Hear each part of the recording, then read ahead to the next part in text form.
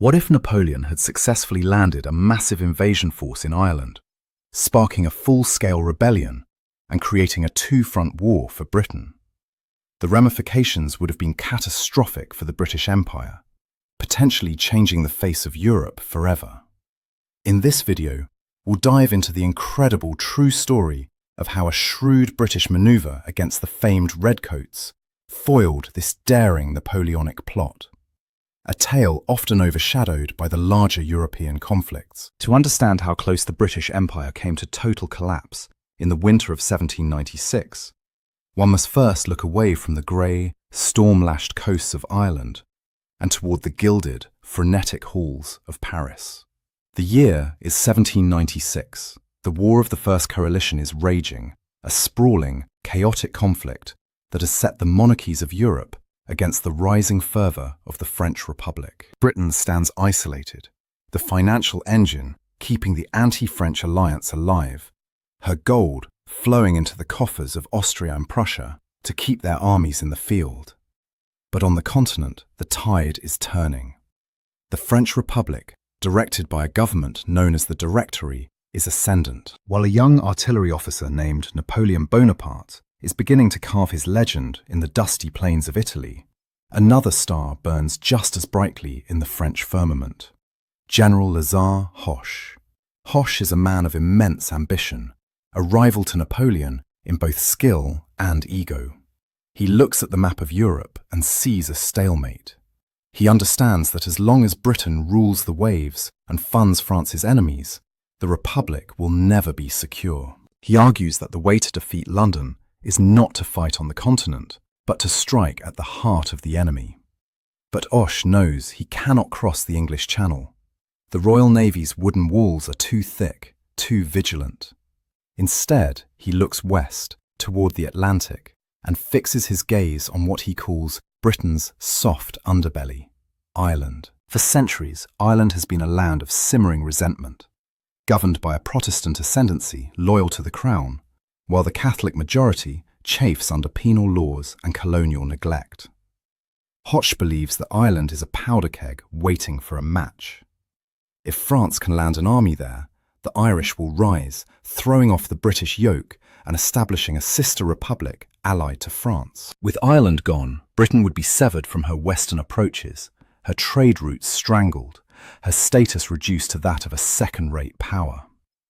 It is a plan of breathtaking strategic brilliance, matched only by its sheer hubris. The catalyst for this grand design is a man named Theobald Wolfe Tone. A leader of the United Irishmen, Tone is a revolutionary in exile, walking the streets of Paris with a singular obsession: the liberation of his homeland. He acts as the bridge between Irish revolutionary fervour and French military might. In meetings with the Directory, Tone paints a vivid, perhaps overly optimistic, picture of his countrymen. He assures the French generals that they need only land a vanguard force, and the peasantry will flock to the tricolour, armed and ready to march on Dublin. He sells them a vision of a populace that is already organised, waiting only for the sight of French sails to ignite a full-scale rebellion. The Directory listens. Desperate to break the British blockade and end the war, they authorise the Expédition d'Irlande. This is not to be a mere raiding party or a distraction. It is to be a full-scale invasion, a hammer blow designed to shatter the United Kingdom before it can even fully form. Hoche is given command of the army, while Admiral Morat de Galle is tasked with the navy. Resources are poured into the port of Brest. Thousands of muskets, intended not for French soldiers but for Irish rebels, are crated and loaded. Artillery pieces, gunpowder and uniforms are stockpiled. But even as the plan takes shape, the seeds of disaster are being sown. The geopolitical landscape is treacherous, but so too is the internal politics of the French command. Hoche and the naval commanders are already at odds over logistics and timing, and looming over everything is the unpredictability of the Atlantic winter.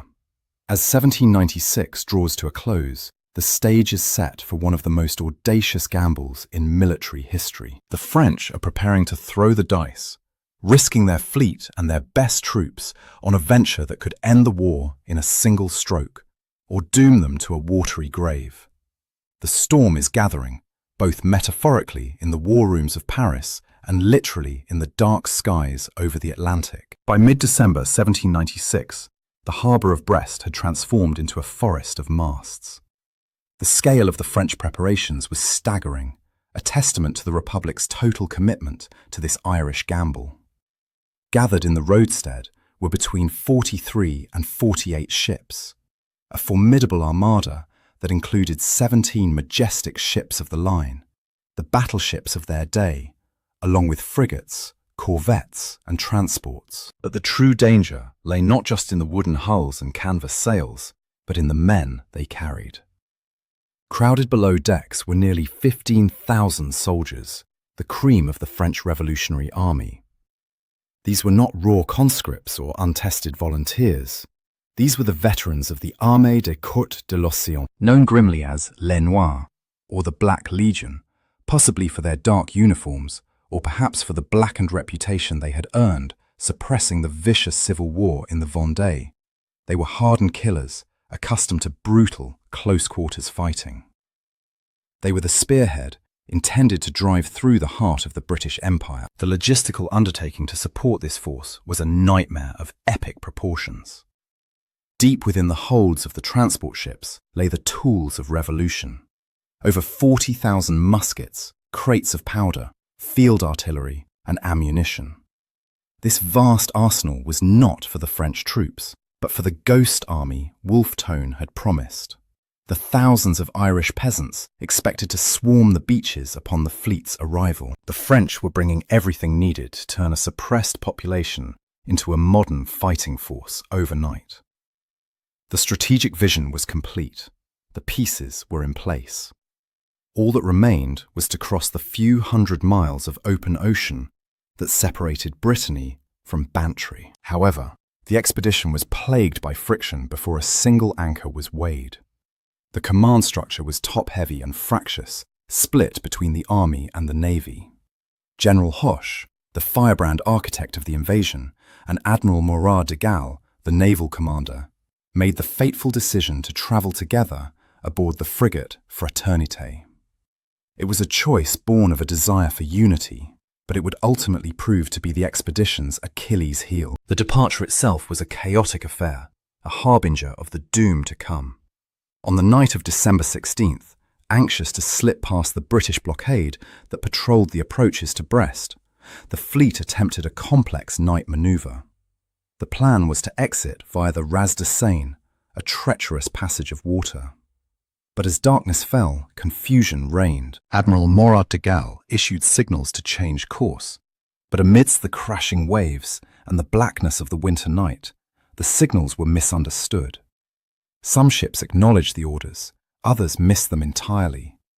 Rockets flared in the dark sky and signal guns boomed, but rather than coordinating the fleet, they served only to alert the British watchers and sow disorder among the French captains. In the ensuing bedlam, the fleet fractured. Ships collided in the gloom and the formation disintegrated.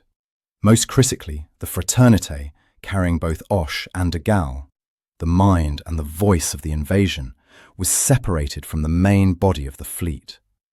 As the grey light of dawn broke over the Atlantic, the magnitude of the disaster became clear. The armada was scattered.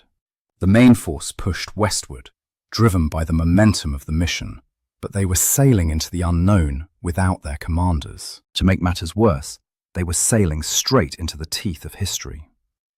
The winter of 1796 was already shaping up to be one of the worst in living memory. As the French ships cleared the coast and entered the open Atlantic, the winds began to howl.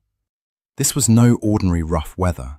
It was a relentless, punishing gale that turned the sea into a roiling landscape of grey mountains and deep valleys. The French sailors, many of whom were inexperienced due to the Royal Navy's long dominance stripping France of skilled seamen, struggled to manage the great ships of the line in the tempest.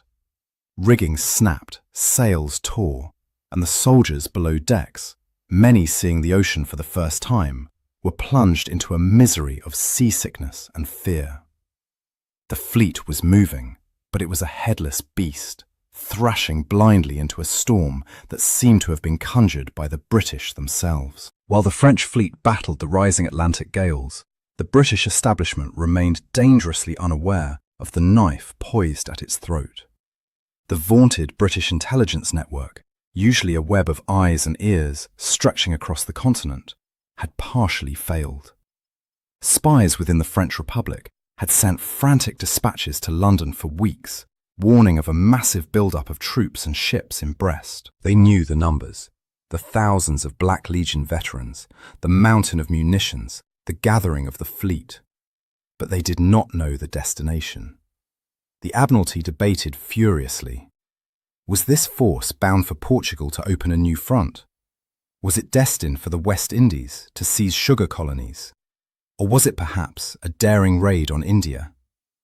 Ireland, the true target, was considered a possibility, but few believed the French would risk a winter crossing of the Celtic Sea. This ambiguity paralysed the British strategic response, leaving the Royal Navy dispersed and waiting for a sign. That sign came from one of the most legendary figures in British naval history, Sir Edward Pellew. Commanding the frigate HMS Indefatigable, Pellew was patrolling the dangerous waters off the Brest Peninsula, a solitary sentinel tasked with watching the caged French beast. On that fateful December evening, through the gloom and the mist, Pellew's lookout spotted the impossible, the entire French fleet emerging from the harbour mouth. He watched as 44 ships spilled out into the open ocean. Pellew, outnumbered 40-1, knew he could not engage the enemy directly. Instead, he chose a tactic of supreme audacity.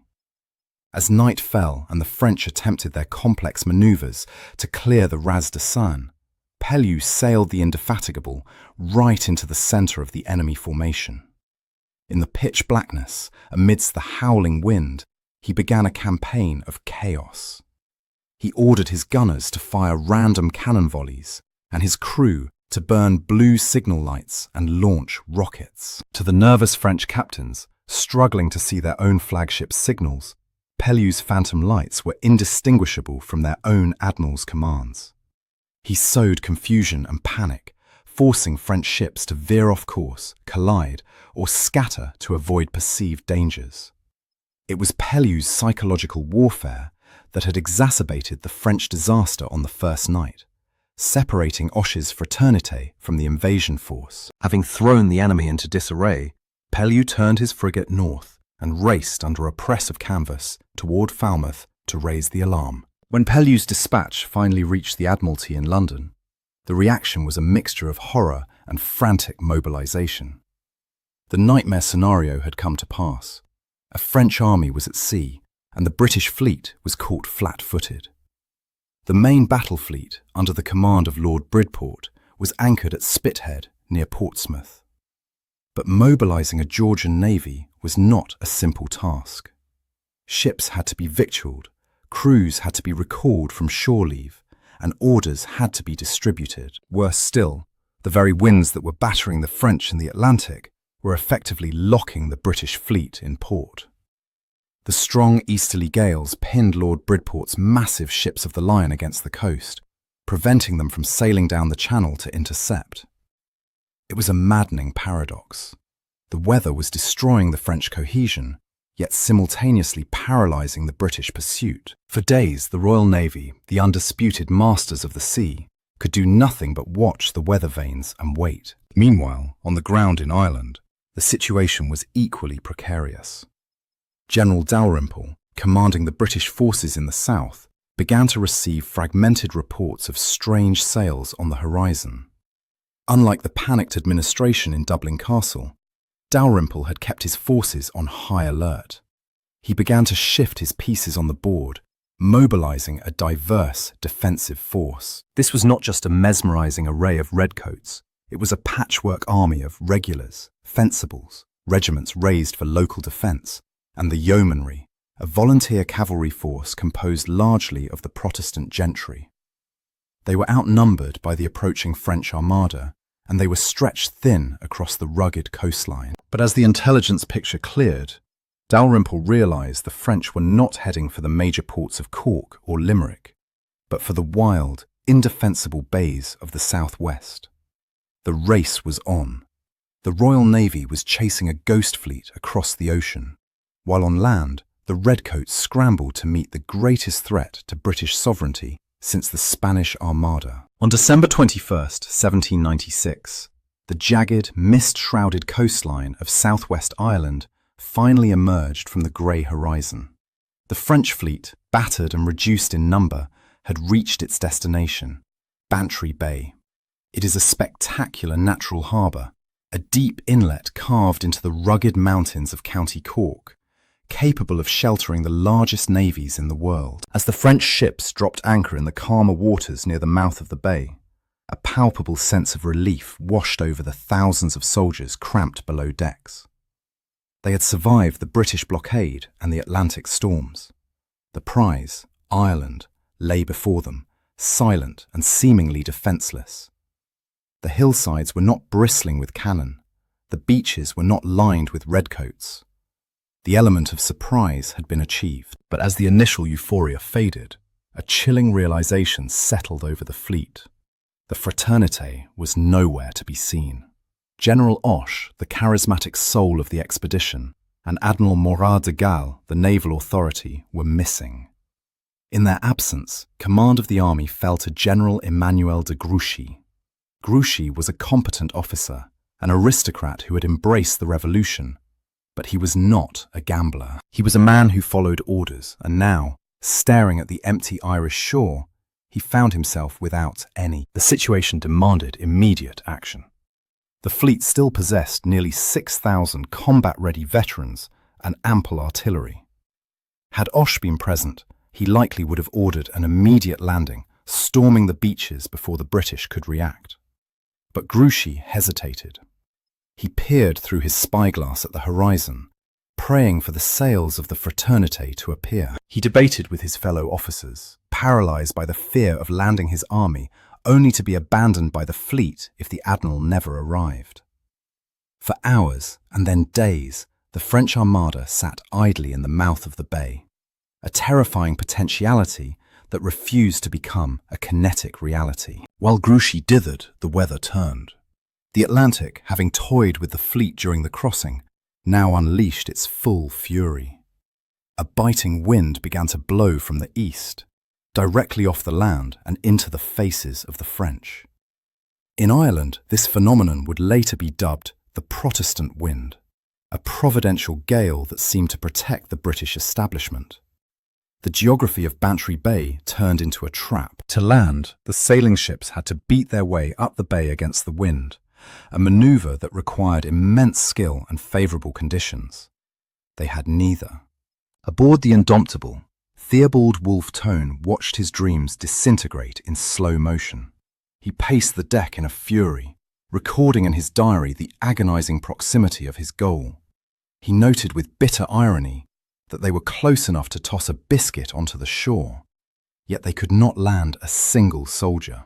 He watched the Irish coast, so tantalizingly near that he could see the snow on the mountains, yet separated by an invisible wall of wind. He implored the French officers to launch the longboats, to land even a few hundred men, to light the beacon of rebellion. But the naval captains refused, citing the monstrous swell that would smash the small boats to kindling. Conditions aboard the ships rapidly deteriorated. The gale grew into a tempest.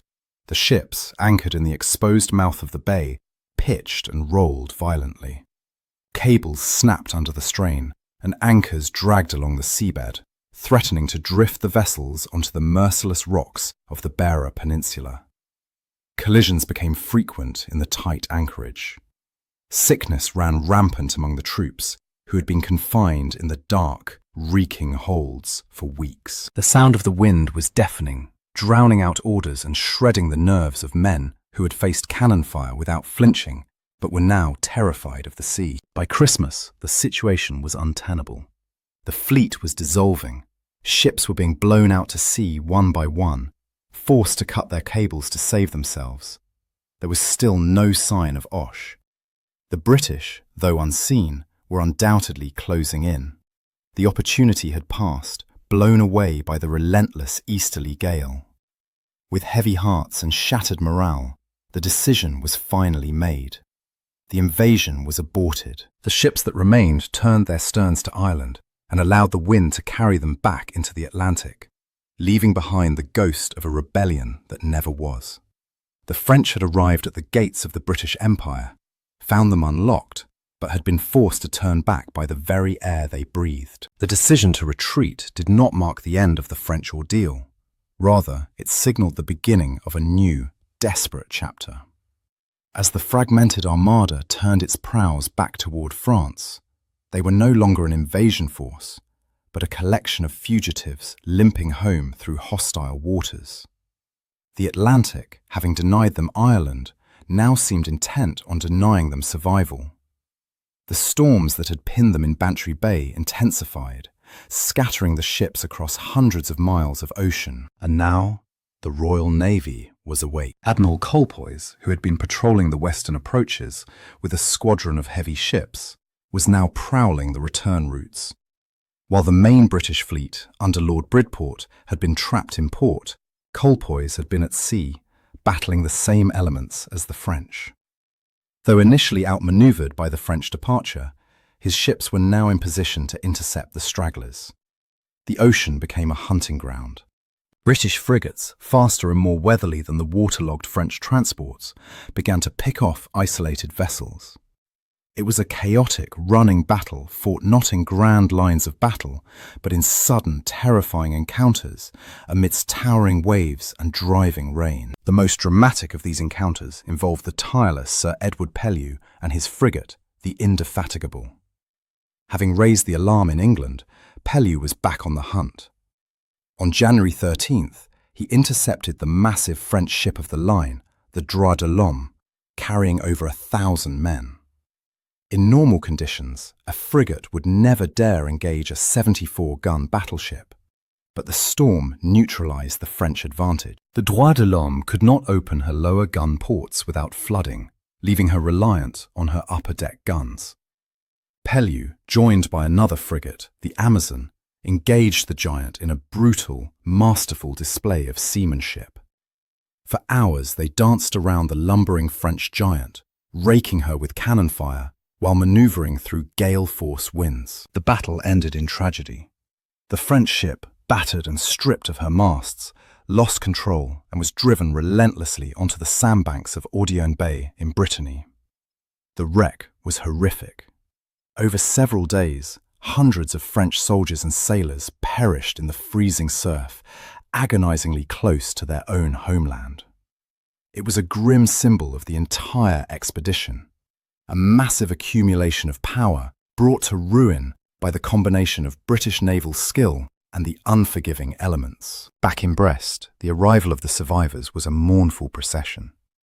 Ships limped into harbour singly or in pairs, their sails in tatters, their pumps working furiously to keep them afloat. They unloaded thousands of sick, starving and demoralised troops. The Fraternité, carrying General Hoche, finally arrived days later, having spent the entire campaign sailing in circles, chasing a fleet he never found. The cost of the failure was staggering. The French had lost 12 ships and over 1,000 men drowned or dead from disease, all without fighting a single pitched battle on Irish soil. The Grand Armada, which had sailed with such hubris and hope, had been dismantled piece by piece. The threat of a Napoleonic Ireland had been washed away, not by the bayonets of the Redcoats, but by the wooden walls of the Royal Navy and the storms that guarded the British Isles. In the halls of Westminster and the drawing rooms of London, the news of the French retreat was met not with triumphalism, but with a shudder of collective terror. The British government, led by Prime Minister William Pitt the Younger, stared at the map and realised just how close the Empire had come to catastrophic failure. The narrative of British invincibility at sea had been pierced. For weeks, a massive enemy fleet had sailed British waters with impunity, anchored in a British harbour, and departed largely due to the caprice of the weather rather than the intervention of the Royal Navy. The Protestant wind became a popular toast in loyalist circles, celebrated as a divine intervention similar to the storms that scattered the Spanish Armada in 1588. But for the cold-eyed strategists at the Admiralty and the Horse Guards, reliance on divine providence was not a strategy. The near miss at Bantry Bay fundamentally altered British military policy regarding Ireland. The soft underbelly had been exposed.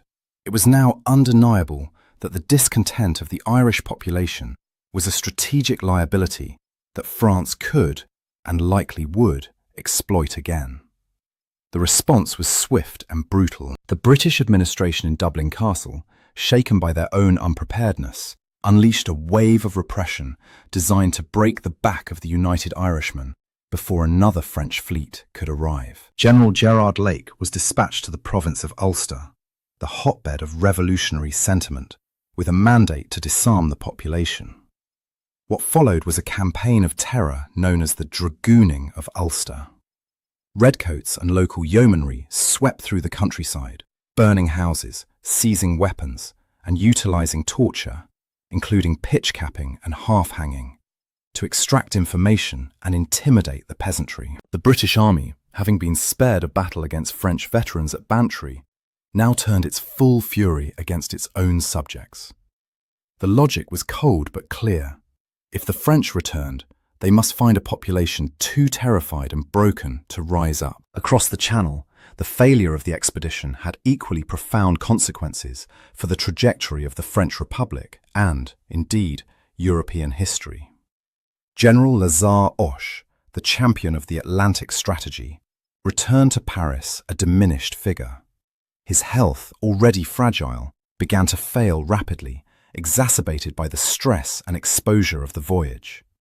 He would be dead of consumption within a year, removing the most capable rival to Napoleon Bonaparte. With Hoche gone, the focus of the French war effort shifted. Napoleon, fresh from his victories in Italy, was offered command of the next proposed invasion of England, which included Ireland. He studied the lessons of Bantry Bay carefully.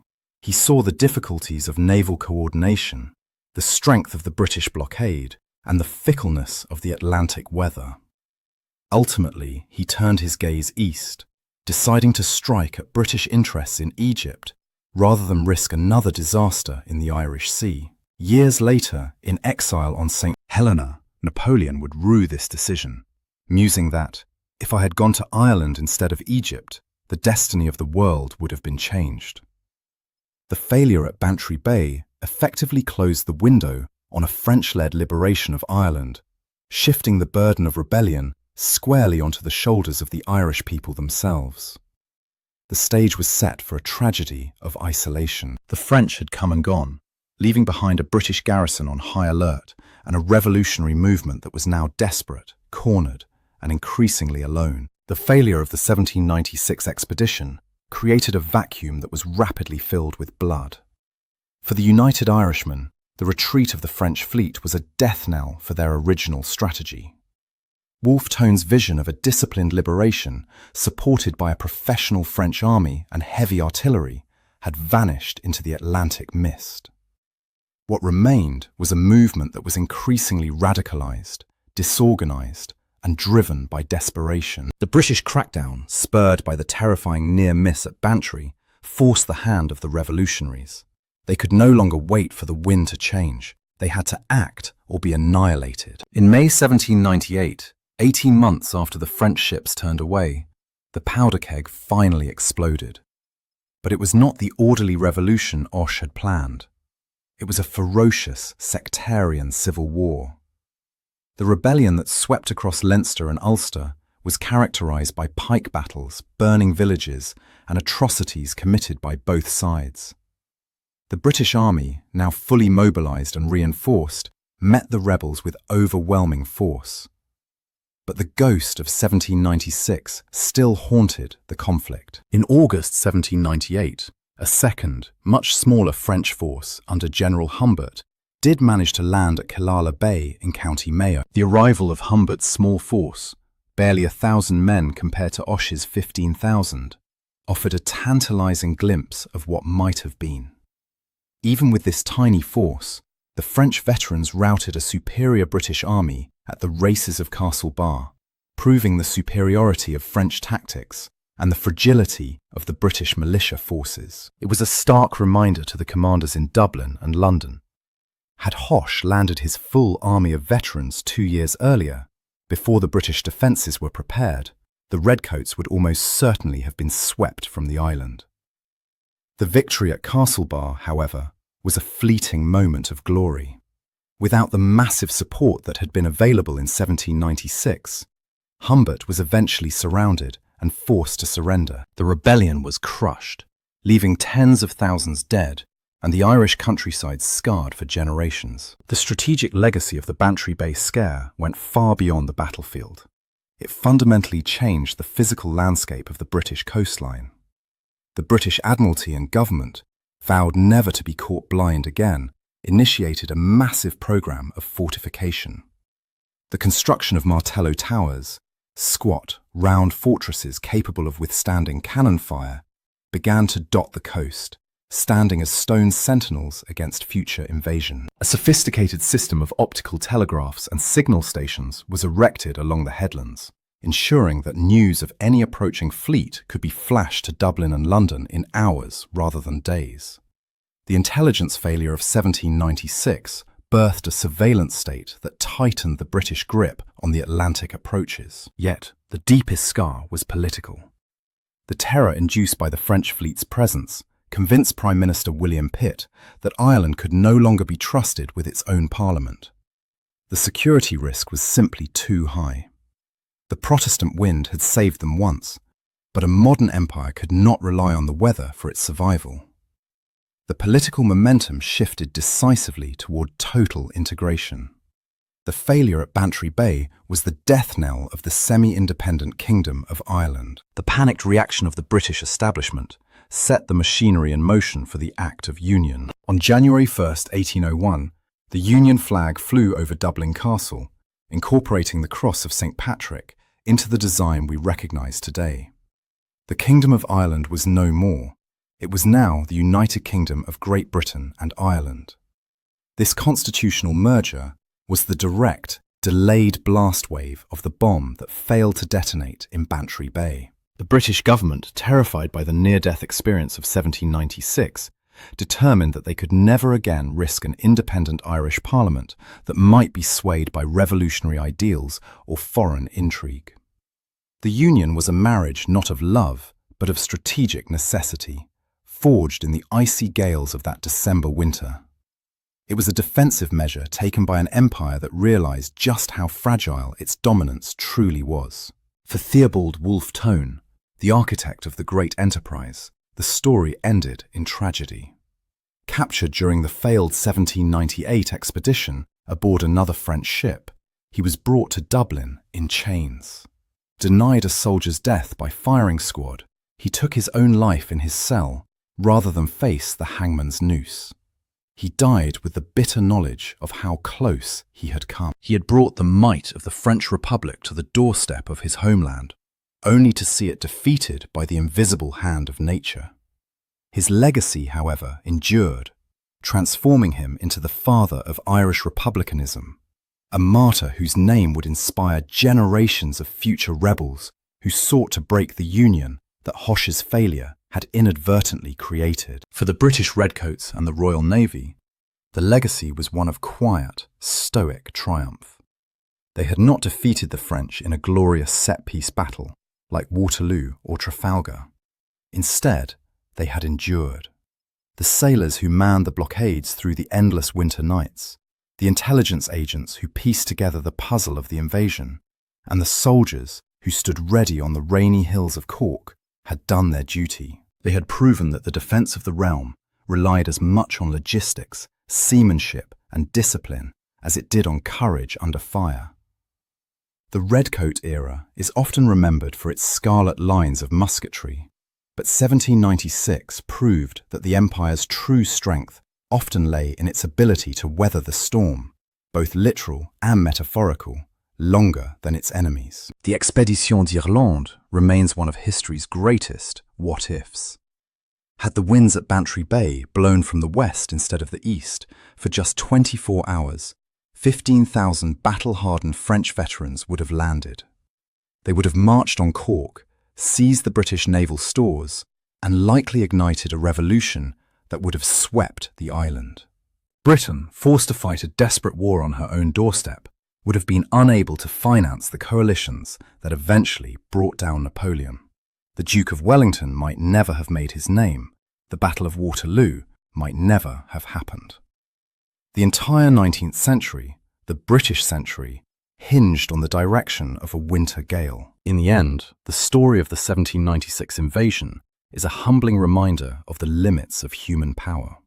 Two of the greatest military machines of the age, the French Army and the Royal Navy, were reduced to spectators by the raw power of the Atlantic. It serves as a testament to the friction of war, where the best-laid plans of generals and emperors can be undone by a misunderstood signal, a missing frigate, or a shift in the wind. The French sailed for Ireland to change the world, but they were turned back by the breath of the storm, leaving the Redcoats to guard the cliffs, watching the horizon for a threat that would never return in such force again. So, that is the story of the Bantry Bay invasion. The moment the British Empire survived by the skin of its teeth and the grace of a gale. It's a classic example of how weather has shaped history just as much as any general or king. If you enjoyed this deep dive into the Redcoat era, please demolish that like button and subscribe to British War History for more untold sagas from the 18th and 19th centuries. Thanks for watching, and I'll see you in the next one.